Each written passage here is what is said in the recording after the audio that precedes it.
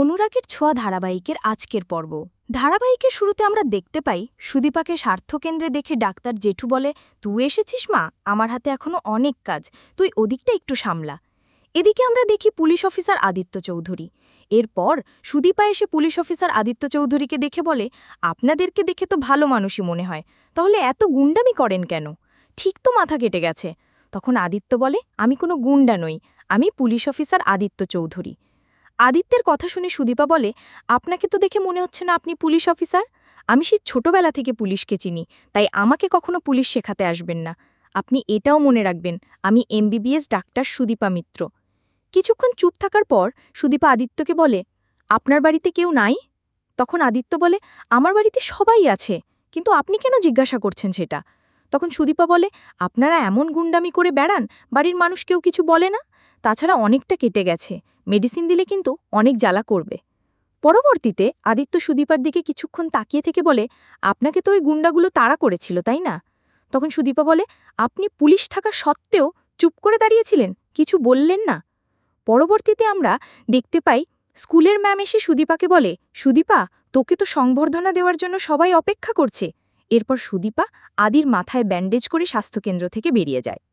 পরের দৃশ্যে দেখি সুদীপার যাওয়ার পথে গ্রামের কিছু মেয়েরা সুদীপাকে গোলাপ দিয়ে বলে, আমাদের একটু নাচ শিখিয়ে দিতে পারবে? এখন সুদীপা বলে, তোরা লাইন করে দাঁড়া, আমি একটু দেখিয়ে দিচ্ছি। এরপর সুদীপা গ্রামের মেয়েদের নাচ শেখায়। তখনই কিছু লোক এসে সুদীপাকে বলে, তুই এখানে নাচ করছিস আর ওদিকে তোকে সবাই সংবর্ধনা দেওয়ার জন্য অপেক্ষা করছিস। পরবর্তী সিনে আমরা দেখতে পাই সংবর্ধনা অনুষ্ঠানে মঞ্চে অ্যানাউন্সমেন্ট করে সুদীপাকে মঞ্চে যাওয়ার জন্য। এরপর সুদীপা বাবা এবং পিসিকে প্রণাম করেই মঞ্চে যায়। একটু পরেই পুলিশ অফিসার আদিত্য চৌধুরী আসে। কিছুক্ষণ পরেই আমরা দেখতে পাই সুদীপাকে পুলিশ অফিসার আদিত্য চৌধুরী সংবর্ধনা দেওয়ার জন্য বলা হয়।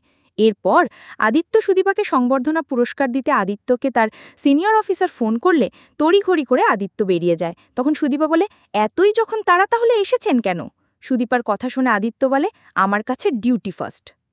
অন্যদিকে আমরা দেখতে পাই সুদীপা তার বাবাকে জড়িয়ে ধরে বলে, বাবা তুমি কি এখনই চলে যাবে? এদিকে আদিত্যর জন্য তাড়া দেয়। তখন সুদীপা তার বাবাকে বলে, বাবা আমার অনেক ভয় লাগছে, হয়তো কোনো বিপদ হতে পারে, তুমি প্লিজ যেও না বাবা। অন্যদিকে আমরা দেখতে পাই পরমা আদিত্যকে ফোন না পেয়ে মনে মনে বলে, ছোটবেলা থেকে আমি যেটা চেয়েছি সেটাই পেয়েছি, শুধু আদিত্যর বেলায় অন্যরকম। তবে আদিত্যকে যখন ভালোবেসেছি, অপেক্ষা তো আমাকে করতেই হবে। আদিত্য সময় পেলে আমাকে ফোন করে নেবে। পরমার হাসি খুশি মুখ দেখে পরমার মা বলে, কি ব্যাপার, তুই এত হাসি খুশি কেন? কি হয়েছে আমাদের একটু বল। একটু মুড় ঘুরিয়ে আমরা অনুষ্ঠানের দিকে দেখতে পাই আদিত্য চৌধুরী এবং বাকি পুলিশ মিলে যাওয়ার জন্য গাড়িতে বসেছিল। ঠিক তখনই গাড়িটা বোম ব্লাস্টে ফেটে যায়। এরপর সুদীপা এবং বাকি সবাই মিলে গাড়ির কাছে যায়। তখন সুদীপা অনেক কান্না করে আর বলে, বাবাকে বাঁচানোর জন্য এই পুলিশ অফিসার আগুনের মধ্যে ছুটে গেলেন।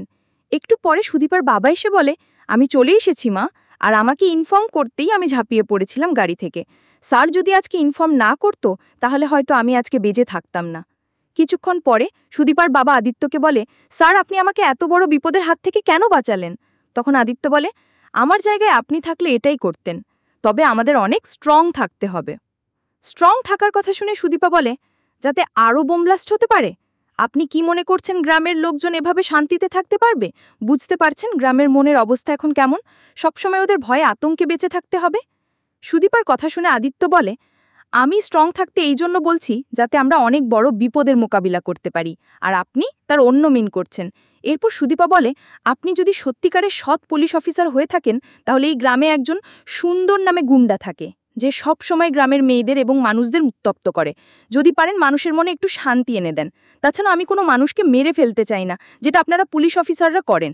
এরপর আদিত্য বলে, আপনি এখনও ডাক্তার হয়ে যাননি, মাত্র এক্সামে পাশ করেছেন, ভালো রেজাল্ট নিয়ে ভালো করে লেখাপড়া করুন, তারপর ডাক্তার হয়ে মানুষদের চিকিৎসা করেন। আর আপনাকে কে বলেছে যে শুধু ডাক্তাররাই মানুষের প্রাণ বাঁচায়? এটা আপনার ভুল ধারণা। ডাক্তার যেমন মানুষের প্রাণ বাঁচায়, ঠিক তেমনি পুলিশও মানুষের প্রাণ বাঁচায়, আর সেটা আমি প্রতিনিয়ত করে যাচ্ছি। সুদীপা এবং আদিত্য তর্কাতর্কি দেখে সুদীপার বাবা বলে, স্যার ও অনেকটা ঘাবড়ে গেছে, তাই কিছু মনে করবেন না। এটা বলে সুদীপার বাবা সুদীপাকে নিয়ে চলে যায়। তো বন্ধুরা, এই ছিল আজকের আপডেট। পরবর্তী আপডেট পেতে আমাদের চ্যানেল এক্ষুনি সাবস্ক্রাইব করুন। ধন্যবাদ।